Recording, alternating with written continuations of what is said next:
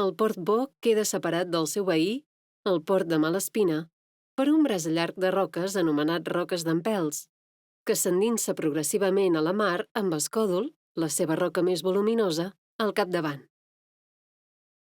Fins a principis del segle XX va tenir funcions de port de cabotatge.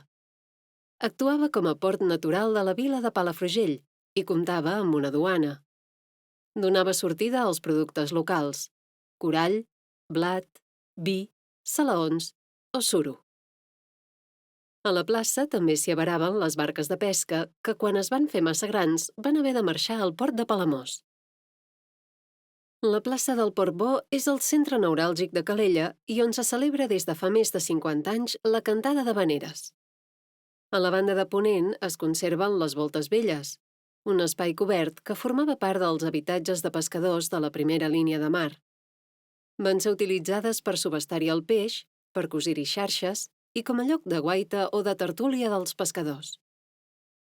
A la banda de llevant es conserva un segon tram de voltes.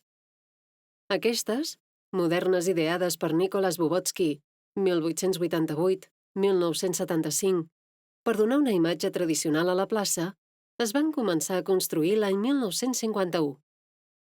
El conjunt de la plaça i els carrers propers del barri de pescadors es van declarar bé cultural d'interès nacional l'any 1995.